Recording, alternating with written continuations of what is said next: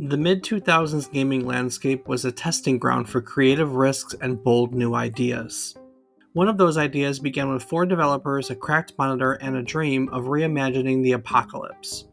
In 2010, Darksiders stormed onto the scene, blending the mythic with the modern to tell the story of war, one of the four horsemen caught in a conspiracy that triggered humanity's untimely end.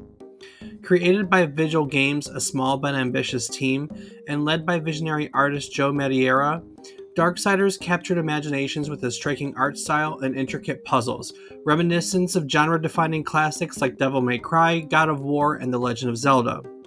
Today, we're going to delve into the trials and triumphs of Darksiders' creation, the challenges faced by its developers, and the enduring legacy of a franchise born against all odds. So summon your horse, sharpen your blade, and prepare to ride into the apocalypse on today's trip down memory card lane.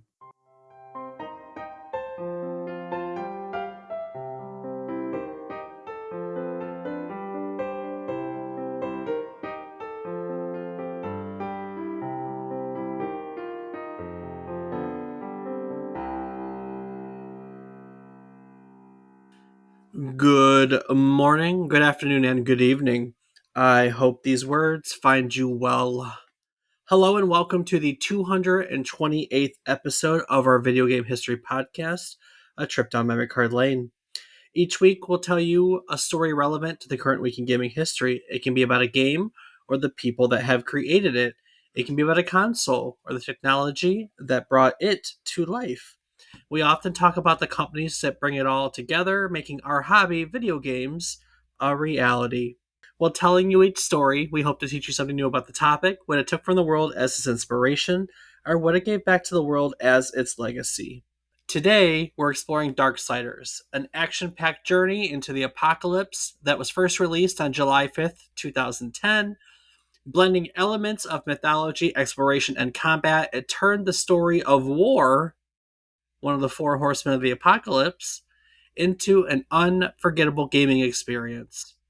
I'm David Casson, and joining me, as always, is my co-host, who's probably got his own horse ready for the end of days. He's my brother, Rob Casson. Rob, if you were one of the four horsemen of the apocalypse, which one would you be and why? Well, Dave, I'm just going to have to say probably death because let's be honest, the other three are kind of the same endpoint. Really? I mean, war comes to death, famine comes to death, pestilence comes to death. So, I mean, You're, I mean, why go through all the hassle and not just skip right to the end? Just I get it don't all over know. with. I've considered you pestilence my whole life, so.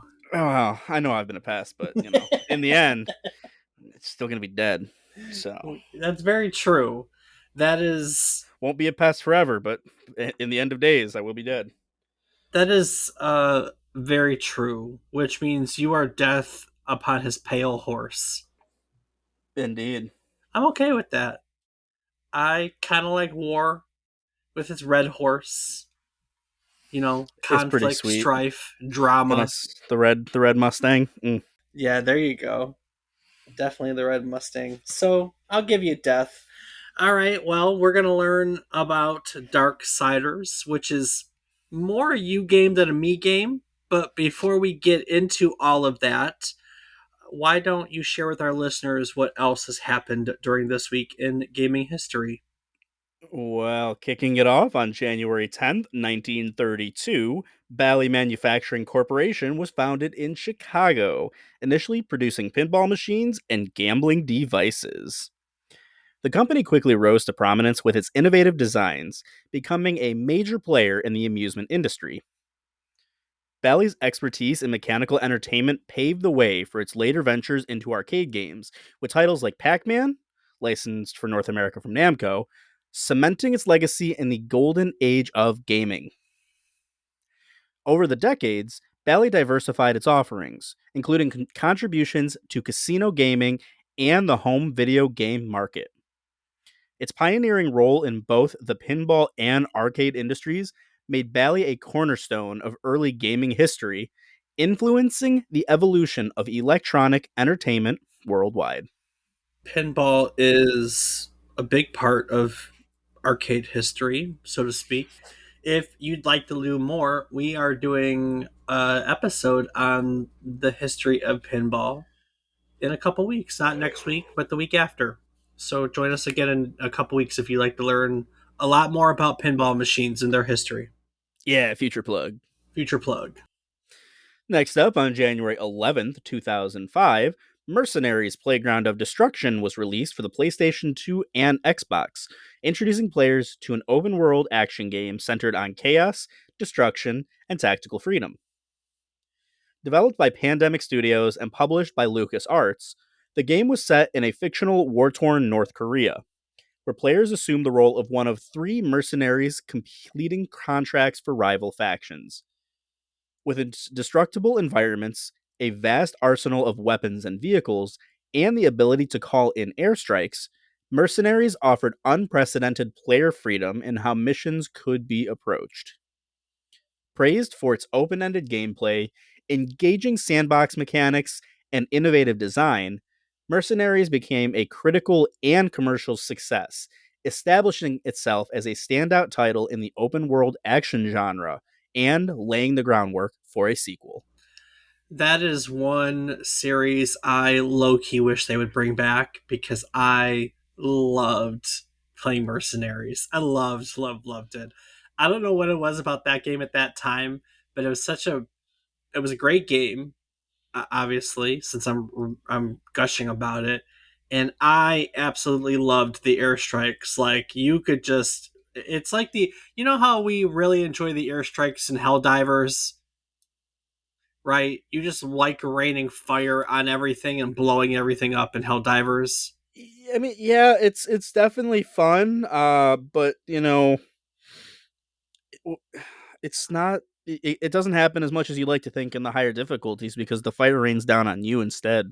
Well, that's very true, but mercenaries that was what their airstrikes were. So you could just be playing and like, there'd be an enemy base and you could basically rain that same scope of gigantic airstrike down on the base, and it was so satisfying to just absolutely blow everything up. It was so cool. I loved That's it. pretty cool. I'm a fan. I wish they would bring mercenaries back. Yeah, you heard that. Do it, LucasArts Do it, and Pandemic Studios. which doesn't exist anymore. Exactly. Next up, on January 2006, Take Two Interactive acquired Irrational Games, the acclaimed studio behind System Shock 2 and Freedom Force, incorporating it into its 2K Games label. Known for its innovative storytelling and immersive gameplay, Irrational brought a reputation for excellence in the immersive sim genre. Following the acquisition, the studio began work on BioShock, which would go on to become one of the most celebrated games of its generation upon its release in 2007. The acquisition allowed Irrational to leverage Take Two's resources and publishing expertise, enabling the studio to realize its ambitious creative visions and cementing its legacy as a pioneer of narrative driven gaming. We talked about the history of the studio and its fate in our episode on the System Shock series, so go check it out if you'd like to learn more. I'm gonna leave it at that. Go check out that episode if you'd like to learn more. Indeed.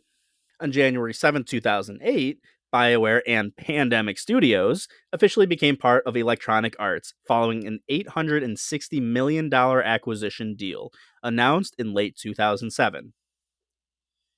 This move brought two powerhouse developers under EA's umbrella, significantly expanding its portfolio of RPGs, action games, and open world experiences. BioWare, known for critically acclaimed RPGs like Mass Effect and Baldur's Gate, continued to thrive under EA with titles such as Dragon Age and Mass Effect 2. Pandemic Studios, famous for Star Wars Battlefront and Mercenaries, which we just talked about, contributed to EA's lineup with its closure in 2009. The acquisition highlighted EA's strategy of bolstering its catalog with highly regarded developers, cementing its role as a dominant force in the gaming industry while enabling BioWare to expand its legacy of creating narrative driven experiences. We love Star Wars Battlefront. The old I like 2 better in the old days, like classic 2 now, but Also, Pandemic Studios, their last game was a game called The Saboteur, and I'm pretty sure we did an episode on that randomly. Does that one ring a that bell? does not ring a bell to me by name. No, we did not do a Saboteur episode. I thought it is. It might be on my list of like episodes I'd like to do because That's it was. more likely. Yeah. So their last game was called The Saboteur, which was an open world game that I enjoyed too. But sad to say, EA does what EA does. They bought the studio and then closed the studio. Yep. Sometimes that be like that. It do. It do be. Doobie doobie do. And last up for this week in gaming history, on January 8th, 2008, Illusion Softworks, the Zek studio behind critically acclaimed titles like Mafia and Hidden and Dangerous, was acquired by Take-Two Interactive and rebranded as 2K Zek. This acquisition allowed Take-Two to strengthen its portfolio with a studio renowned for cinematic storytelling and attention to detail. Under the new name, the studio continued its legacy, contributing to the development of Mafia 2, a highly anticipated sequel that further cemented the series as a benchmark for narrative driven open world games. The move underscored Take Two's commitment to fostering international talent and bolstering its reputation for producing high quality, story rich experiences in the gaming industry. As 2K Jack, the studio also developed Topspin 4 before finally being closed in 2017 and merged into 2K's Hangar 13, which is Ooh, why Megadeth wrote that song. that's. Oh, all right. Well, It's actually Hangar 18, just FYI. I wouldn't have known. Not a Megadeth fan. Oh, well, I had hoped you would, so that joke kind of fell flat. Somebody got it and enjoyed it. I promise. It just wasn't me. True. But that's it for this week in gaming history, Dave. So I think it's time that the people are here for what they came for, to learn about Darksiders. Darksiders. It was the legacy of an old space trading series, video game series called Trade Wars, that brought comic book artist Joe Madureira and video game designer David Adams together. Trade Wars was a series of video games which finds players as a trader in space in a galaxy alongside other traders, all of which are looking to gain resources like food, fuel, equipment, and then you go and you sell them for profit elsewhere. The money you make is used to upgrade your starships and defenses so that you can fight for control of planets and star bases and so on and so forth. It was originally developed 1984 roughly in BASIC for the TRS-80, but it was soon ported over to the IBM PC, and it existed, so to speak, on the no change bulletin board system, the BBS system. We say BBS system, but S is system, but that's okay. Trade Wars is the original, largely text based, but there are plenty of modern equivalents if you kind of need a reference point to know what kind of game it is. EVE Online draws inspiration from it, Earth and Beyond, and Rob, you're familiar with Elite Dangerous, which is very much a modern version of a space trader. So, Okay, I gotcha. around the beginning of the 2000s, David Adams founded Realm Interactive with the idea of creating a modern version of the classic game that was going to be called Trade Wars: Dark Millennium. And so Realm Interactive licensed the Trade Wars name, and they began to develop a modern version of the game, shopping this idea around to any number of publishers. They were looking to see who would cash in on the nostalgia for this Trade Wars series. And in the decade prior to this, as he's working on this, Joe Madureira, who is also known as Joe Mad, much easier to say, we will refer to him as Joe Mad, he had been working as a comic book artist. He was first published in the anthology series Marvel Comic Presents in November of 1991. And in the years that followed, he did penciling for the first Deadpool miniseries. Then he became a regular penciler. That's a funny name for the Uncanny X-Men in 1994. In 97, he left the X-Men series to go work on his own comic book series, which was called Battle Chasers. And over the next 10 years, he wrote and penciled and did all sorts of work on Battle Chasers. And after Battle Chasers number 10, he announced that he was putting the series on hiatus because he had just formed a game development company called Trilunar. Now, Rob, I had never heard of Trilunar before, and doesn't have a Wikipedia entry. Googling does minimum stuff, so we had to do a little bit of digging through the Internet Archives itself to find out about Trilunar. And I came up with exactly three things while doing so. Okay. First, What are in they? January of 2002, this is number one. You ready for it? Yep. An article introducing Trilunar, a company formed with the purpose of developing video games for the PC and next generation consoles. So we get, hey, we formed a company, right? Introduce Joe, introduce David. There were a few others. So you get an introduction. Nothing else. Okay. We're gonna make video Start. games. Yeah, that's something. Yay, we're a company. In April of 2002, the world was treated to a first look, so to speak, of their up and coming game Dragonkind, which was announced as an action story driven game where players would assume control of a character who has the ability to control dragons. Now, I didn't find any screenshots. I literally only found this press release. In the press release, Joe Mad is listed as the president of creative development and said, quote, I had been looking for the opportunity to express myself creatively in real-time 3D. Our goal is to make Dragonkind feel like a real life comic book with all the great characters, story, and action found in today's best comics. With today's technology, you can create fantasy worlds of unprecedented depth and detail. Hmm. And then the third thing I found, a press release on August 29th, 2002. Actually, it was an announcement posted on Triniller's website indicating that the studio was shutting down all operations. Wow. In their statement, they wrote that due to lack of resources, we have had to cease development of the game Dragonkind as well as close down Trilunar. The company was funded 100% internally, and without access to an external source of capital, we are unable to continue operating. This decision disappoints us as much as it probably disappoints all of our fans and supporters. So, what it looks like is that they had an idea and they wanted to make a game. They opened up their quote unquote game development studio and lived off their savings while they shopped around the idea of Dragonkind, hoping to find funding from a large publisher. Obviously, no one bit, they were unable to do so, and so they decided to move on. Hmm. Kind of a crazy, I mean, that's what, 8 months? 8 months? Roughly. Yeah. Yeah. Yeah. January to August. So January to August. They got 8 months out of it. That's a decent amount of time to try to make things happen. Well, and you got to understand it's different now. Nowadays, we have a lot of tools that you can make games for much less money than you could before. But back then, you had to buy dev kits and office space and stuff like that. We didn't have indie publishing back when, so totally different than it is now.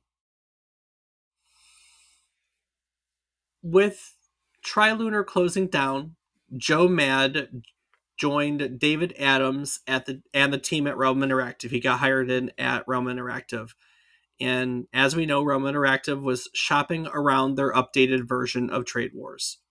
In 2002, Realm Interactive found a publisher for Trade Wars Dark Millennium in NC Soft's Destination Games, which was a studio out of Austin, Texas.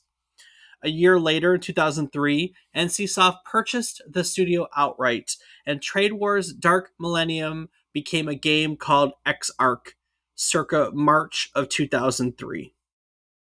So they officially become an NCSoft studio, and they don't like the direction of TradeSoft, so basically NCSoft says we're going to change the game, different focus, different name in March 2003. Almost a year later, in the first quarter of 2004, development on Exarch was canceled, and members of the team were moved to other NCSoft projects like Tabula Rasa. Fun little fact, Exarch, so Trade Wars Dark Millennium was we know what it was, right? Because we know what Trade Wars was. It was a space trading game. Right. Exarch was a fantasy game And in the end, 2 years later, Exarch was picked up again and it was finished, but this time it was called Dungeon Runners, a completely different format, genre. Now it's a fantasy dungeon crawler. Everything about the game, because literally you can trace its development. It started out as Trade Wars Dark Millennium, and it ended up as Dungeon Runners. It's a Wow. What? bizarre, absolutely bizarre path. I don't know. I haven't seen very many games that have taken that kind of trajectory, so it was really funny and it really stood out when I was like tracing it. And I mean, it's in its like, note pages that like, hey, this team picked up the project in 2005, completely changed it again, and it was released as Dungeon Runners. I was like, oh, okay, well then it was nothing like Trade Wars, Yeah, that's a lot to It's take wild. in. So in the aftermath of Exarch's development being canceled, four of the developers from Realm Interactive, Joe, David, a man named Marvin Donald, and Ryan Stefanelli, they all left NCSoft to form a company called Vigil Games in 2005. Collectively, the four of them had an idea for a new game that was going to feature the four horsemen of the apocalypse. And so the four of them set off in the spring of E3 with, as they put it, four guys, a cracked monitor, and a dream. Oh. Oh, indeed. Now, throughout the course of E3 2005, they pitched their idea, the Four Horsemen of the Apocalypse, to any publisher who would listen. And they said they received polite responses from most everyone, but it was clear that no one was interested in backing a new intellectual property from a team of four guys with no proven track record. Because let's be honest, none of them had a proven track record.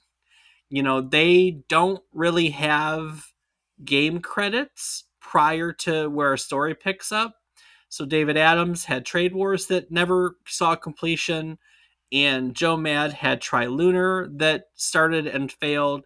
And I mean, frankly, they were unknowns, and not and for people that did know them, they knew them as failures, so to speak, right? Yeah. So the odds were really against them, but they had this idea, backed by a strong idea, strong visual direction. They did have a comic book artist who had a very distinctive style, who had a track record in comic books, so he was known in that realm. So there was some benefits there, but they weren't getting anywhere in the video game realm. By the time they sat down with THQ, which was just about the last publisher that had agreed to see them, as they put it, the team was all but ready to throw in the towel. They had already reserved themselves to the notion that they were going to see yet another project fall to the wayside. But it didn't, obviously, since we're talking about it today, right? Yeah. It should come as no surprise that THQ was interested in this concept, and THQ agreed to fund the development of their project with the intention of publishing their game about the Four Horsemen of the Apocalypse. So the team got to work. They initially had this little 2,000 square foot office. It had one phone in it, and 22 people worked on this project, which became Darksiders, in that space, that little 2,000 square foot office. For much of that time, the team focused on building a game engine and a tool set, tools that specifically could help them build out the rest of the game.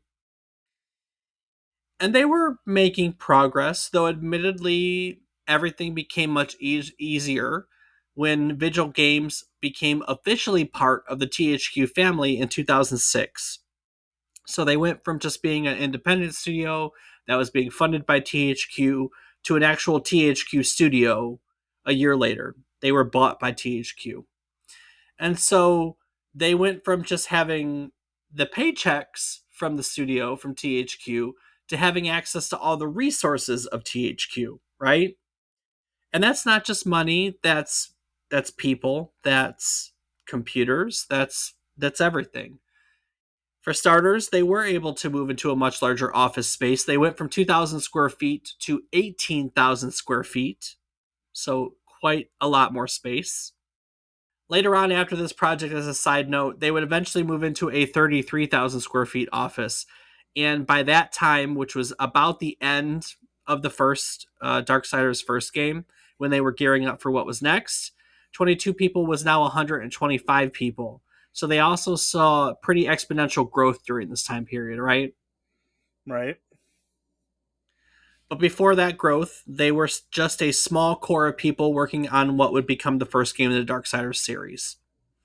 In a retrospective on the development of Darksiders for Game Development Magazine, the team reflected on what went right and what went wrong during the development process.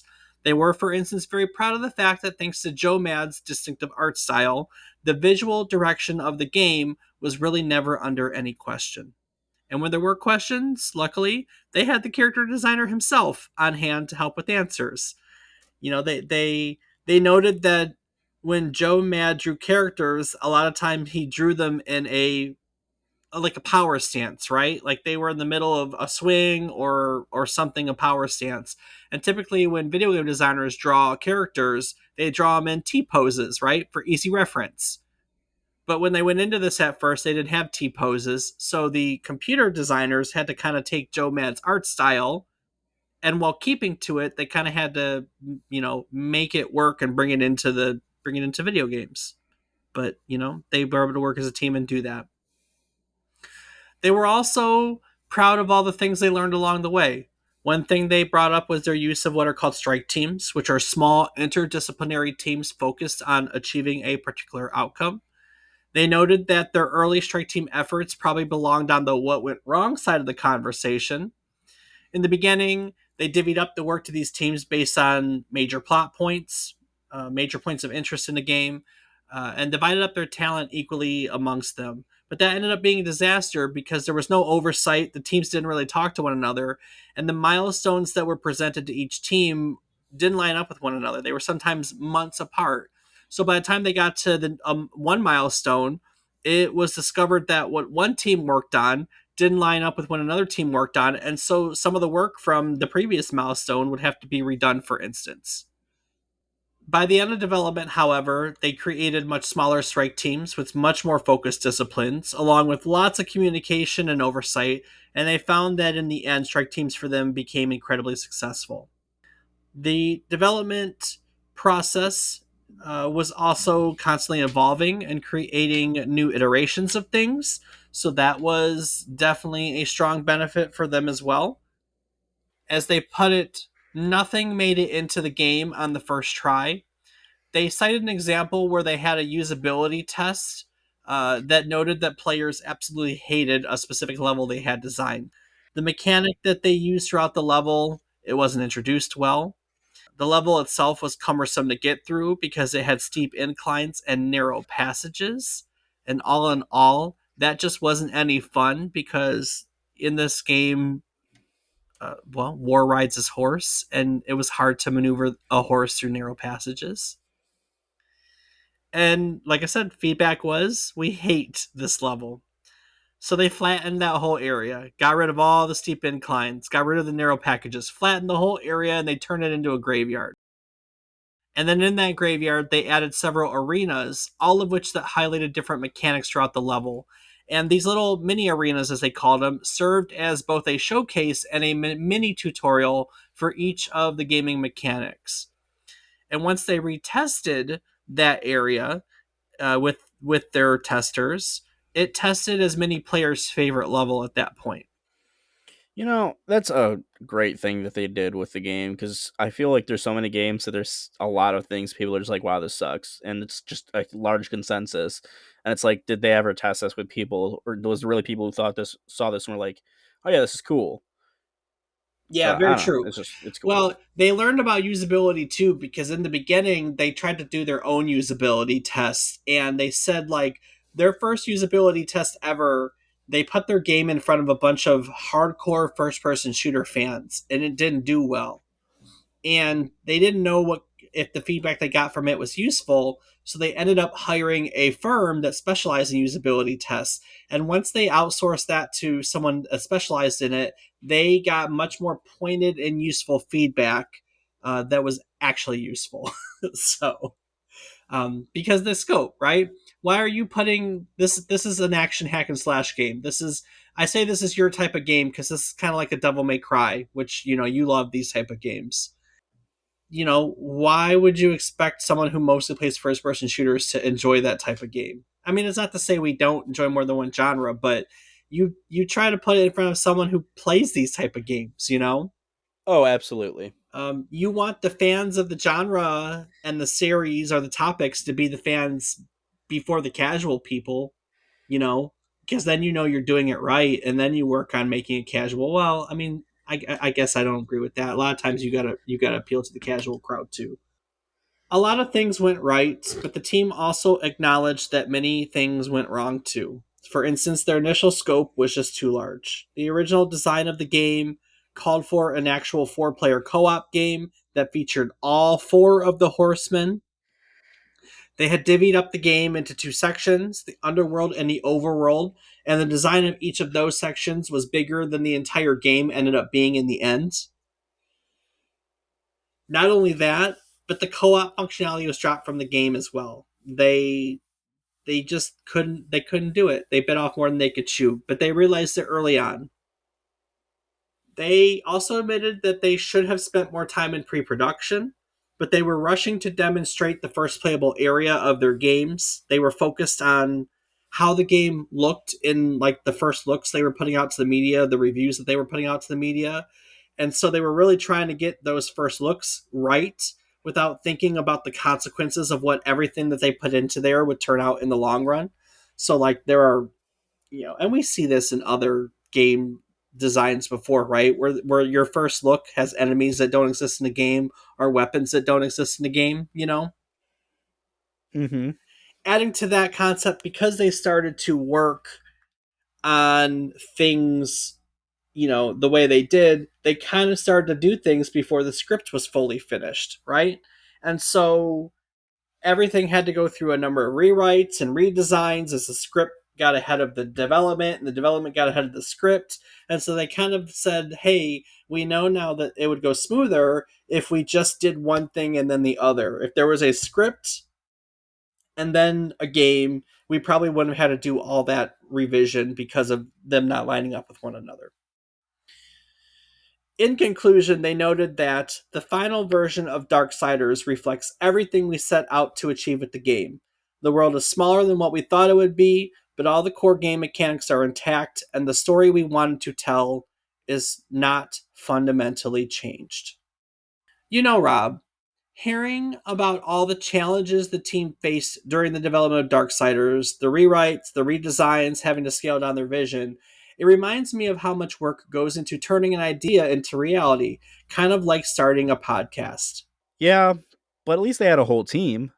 If I wanted to start a podcast, it'd be just me sitting there, staring at my computer, wondering where to begin. Well, Rob, that's where Zencaster comes in. Zencaster is an all in one podcasting platform that makes it incredibly easy to record and produce high quality audio and video. There's no need for a big team, no need for complicated setups. Just log in, hit record, and you're ready to share your story. So I wouldn't need to be a tech wizard or have a massive budget to get started? No, Zencaster handles all the technical stuff for you. Their post production tools will make you sound like a pro by automatically removing background noise, balancing your audio levels, and even trimming out those awkward silences and getting rid of those filler words like and ah. That's amazing. But what about getting the podcast out there for people to hear? Well, Zencaster's got you covered there too. You can distribute your podcast to all the major platforms like Spotify, Apple Podcasts, or more, all from their website. It's literally a one stop shop for everything you need to start and grow your podcast. Well, that sounds perfect. And if our listeners wanted to start their own podcasts, how would they get started? Well, it's simple, really. You can head over to zencaster.com/pricing and use our offer code. It's all one word, memory card lane, and you'll get 30% off the first month of any Zencaster paid plan. Whether you're launching your first podcast or fine tuning an existing one, Zencaster is the tool to help you sound professional. That's an incredible deal. Listeners, if you've ever thought about starting a podcast, now's the time. Absolutely. Head over to zencaster.com/pricing and use our offer code, all one word, memory card lane, and you'll get 30% off the first month. Start turning your vision into reality without the headaches. All right, let's get back to Darksiders and talk about its release into the world. When Darksiders released in January of 2010, it was fairly well received. Its review scores were pretty much 8 out of 10s across the board. On Metacritic, depending on the version you look for, it rates low 80s, 81, 82, 83, just about every platform. Has reported to have been sold about 1.2 million copies worldwide, not exactly a slouch. Even before it came out, in a 2009 interview, the team at THQ announced that they intended Darksiders to be a franchise, which meant that work on the second game in the Darksiders series likely started before the first game had wrapped up. And no doubt the team used all those tools and experience they gained through the development of the first game to put it all together. Like I had noted, bigger team. Now we had 125 people, and we had all the resources of THQ behind us, and we had the game engine in place, and we had the game development tools in place. And so they just cruised into the development of Darksiders 2, and they released it in August of 2012. Darksiders 2 was received as well as the first game in the series, scoring somewhere in the low 80s on Metacritic, depending on the version that you look at. And franchise means franchise. So there were no doubt plans for Darksiders 3 to be released close behind the second one. But unfortunately, Rob, THQ filed for bankruptcy in 2012. Wah, wah, wah. Well, that sucks. Many of THQ's assets were sold at auction during the bankruptcy proceedings, but Vigil Games was not on that list. So when THQ shut down in January of 2013, so too did Vigil Games, unfortunately. Just days later, after Vigil Games shut down, it was announced that David Adams was going to be CEO of a new US branch of the development studio Crytek, which was going to be based out of Austin, Texas. Crytek's founder, Servat Yearly, who we've learned about before in episode 82 on Far Cry, which was developed by Crytek, Yearly was a fan of Vigil's work on Darksiders, and he had heard many good things about Adam's leadership, through from people who worked at the studio. So Adams went over to Crytek, and he brought on many of his staff from Vigil that were now without a job, and they got to work. When the last of THQ's assets were sold off in April of 2013, David Adams wanted Crytek to be among the companies that put in bids for Darksiders. He wanted Crytek to own that intellectual property, right? Right? He put it out there in the world. As it was said, he expressed interest in having the series come home to its creators. But Yearly did not bid on the license because he felt that Vigil, because the bid was going to be for Vigil and all of its intellectual properties, he felt that Vigil's projects didn't line up with Crytek's business strategy, so he did not put a bid on it. With that being said, a company called Nordic Games did. They bought most of what was left in THQ, including Vigil Games and the Darksiders license. And so Darksiders went elsewhere. In June of 2014, Crytek USA instead announced its first game, which was called Hunt, Horror of the Gilded Age. Spoiler alert, it would later become Hunt Showdown, which is still played to this day. I played it recently. It's it's an extraction shooter. So I was like, I'll try a new extraction shooter. I don't know if it's my thing, so it didn't grab me. That's fair. A month later, in July of 2014, unfortunately, Crytek announced that it was restructuring and that the development of Hunt would be shifted from Crytek USA to Crytek itself. Crytek's a German company, if I remember correctly. As part of that restructuring, Crytek USA was going to be shut down, and all of its employees were going to be laid off. There's a lot of news around this. Apparently, Crytek USA was severely underfunded from the beginning and just never had an opportunity whatsoever. In fact, by the time the announcement for the fact that the studio was shutting down came around, many employees had already left the company because they had went something like a couple months without being paid. So they missed a couple paychecks and they all started quitting as a result. Because by then the writing's on the wall, you know? Oh, for sure. David Adams, at this point, decided to form his own studio called Gunfire Games. He hired 6 other people that left Crytek USA, so it was the 7 of them. And initially, they earned money working on virtual reality projects. Like, they were a work for contract studio that made VR projects for other studios. So, some games they contributed to include like Hero Bound Gladiators, Chronos, were just the 2 of them. At some point, though, Nordic Games hired Gunfire Games to develop a remastered version of Darksiders 2. So David Adams and some of the people from Vigil inevitably found themselves back underneath the Darksiders umbrella, so to speak. They just took a little detour. Gunfire Games was also then tagged to create Darksiders 3, so David Adams quickly found himself back at the helm of the franchise that he started. Kind of cool, right? A little cool, yeah. On November 27th, 2018, THQ Nordic, as they were now called, see what they did there? Yeah, I do. Yeah. They took the THQ name and they ran with it, right? Right? Yeah, it's Right? crazy. THQ Nordic published Darksiders 3. Darksiders 3 holds an aggregate score of 65 to 70 out of 100 on Metacritic, depending on what platform you check for it on. So not as well received as the first 2 games in the series, which is kind of a bummer, but that's okay. They can't all be winners, right? True. Yeah, absolutely. We've seen that many times. Prior to the game's release, the CEO of THQ Nordic, he put it out into the world that if Darksiders 3 sold over 100,000 copies, that the company would strongly consider another sequel. And the game managed to sell 71,000 copies on Steam alone in its first week. Jeez. Yeah, so he was true to his word. Yeah, I'd say. Maybe true to his word. While Adams had gone off to work for Crytek, Ryan Stefanelli had come to work with him. Joe Mad, on the other hand, when Vigil Games shut down, he went back to working for Marvel Comics. He worked on stories for Spider-Man. He worked on the Wolverine comic book series. But the video game bug never really left him.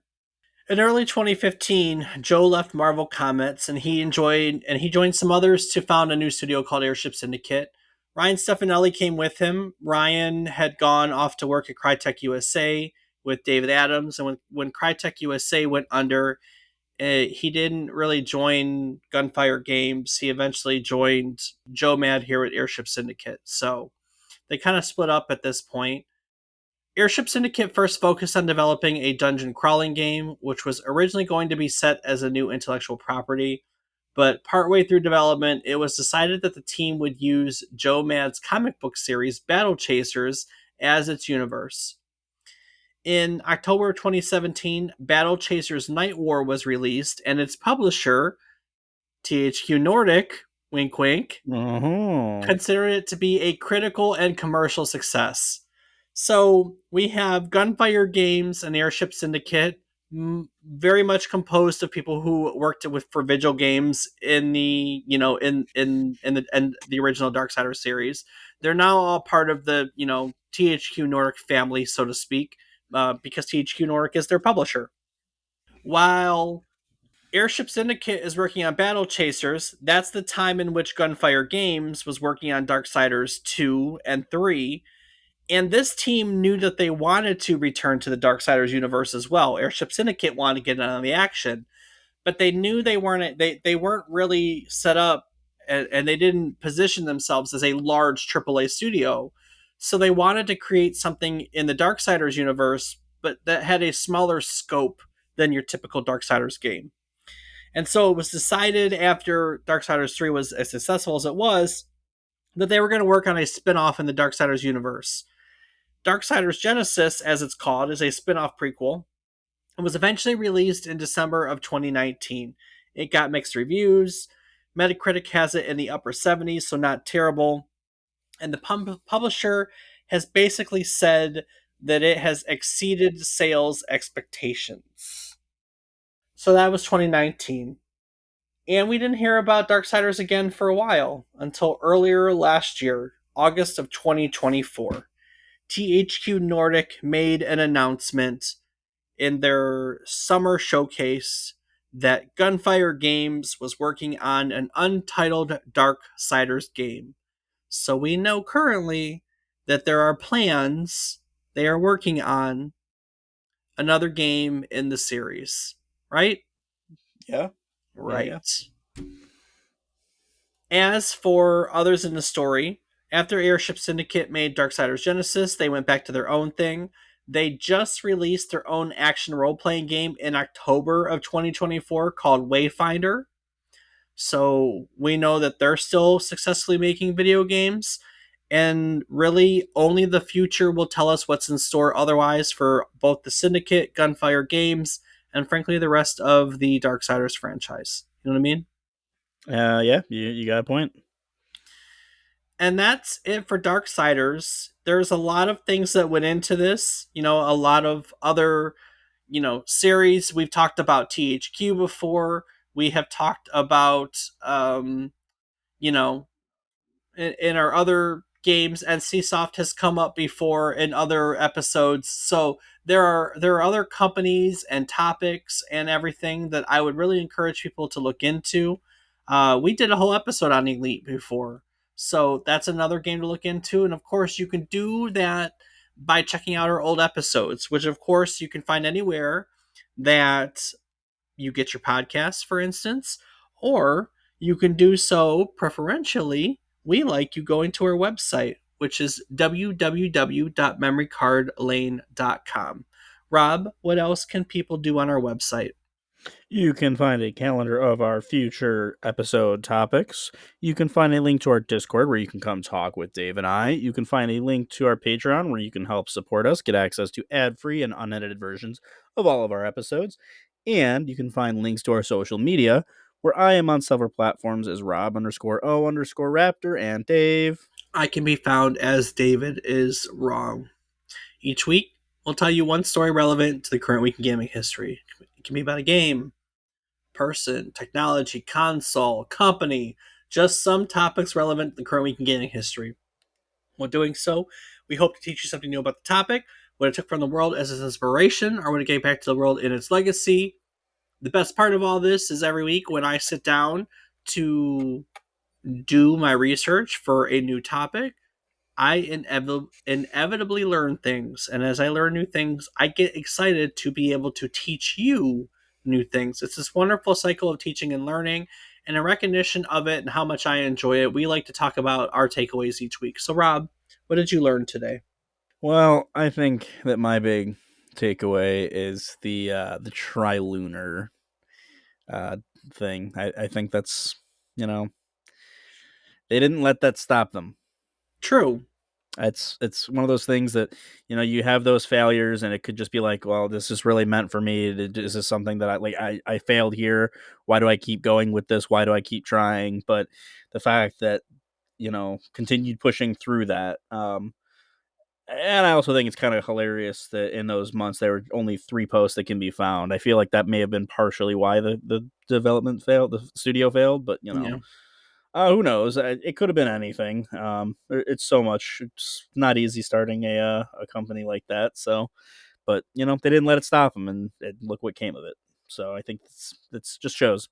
Just because something fails doesn't mean it's the end. Not at all. So that's it for me. What about you, Dave? This whole story was fun, frankly. You know, a lot of times the story is written And it's not to say I don't write our topics week in and week out, but when you research a topic that has been done over and over and it's popular, it's hard to tell a different story, right? Because the history of a company or the development of a game is it will always be the same, right? And so I look at things and I try to find where I can stick my own voice in the conversation. But the reality is, a lot of times with the popular series, it's the same story, just told slightly different, told my way, you know? Oh yeah, for sure. There is nothing on this. There's no, if you go to the Darksiders Wikipedia, there's nothing on the development. There's barely anything on the history of Vigil Games. There's not even an entry for Trilunar, for instance. I couldn't find anything on a Trilunar. I had to dig in old wikis. I had to dig on the Internet Archive. Like, I wrote this one, and that's a lot of fun. I don't get to do that as often as I'd like because the nature of us churning out content the way we do. But when I do, it's fun. So this whole story was fun because it literally is not a story you're going to find elsewhere, and so it was a lot of fun putting this all together. I'll say it's a lot of twists and turns, and definitely one you might have to listen to a couple times to follow. Because I know that even listening and reading it, it still was a lot. Yeah, it is a lot. Well, they put themselves together, and then the history of the franchise as it moved on got really convoluted because THQ shut down and they all went their separate ways and came back together, and that was interesting. Oh, absolutely. So, all right, Rob. Well, before I wrap it up and take it in next week, is there anything you'd like to add to today's episode? I do want to take a quick moment to say thank you so much to all of our listeners. It means the world to us to have you along with us as we learn about these game topics, consoles, games, development studios, whatever it may be. So we hope that you enjoy learning with us, and we hope to continue getting to teach you about these topics. So thank you. Yes, indeed. Well, that brings us to the end of our journey through the creation and legacy of Darksiders. From its scrappy beginnings with a passionate team pitching their team at E3 to becoming a beloved franchise blended mythology with modern action adventure design, Darksiders stands as a testament to persistence, creativity, and innovation in gaming. Whether revisiting War's journey or exploring the later stories of Death, Fury, and Strife, the series continues to resonate with fans old and new. And with whispers of a new Darksiders game on the horizon, the apocalypse seems far from over. Mm. Next week, we're taking a bold step into the shadows of survival horror as we explore how Resident Evil 4 shattered conventions and redefined a genre. With its over the shoulder camera, intense action, and unforgettable atmosphere, this game brought a cinematic edge to the franchise while preserving its chilling core. Join us next week as we uncover Leon S. Kenney's secret to surviving both zombie hordes and questionable small town hospitality as we take yet another trip down memory card lane. Do the thing. Dooby doom dap dap dap doo ah.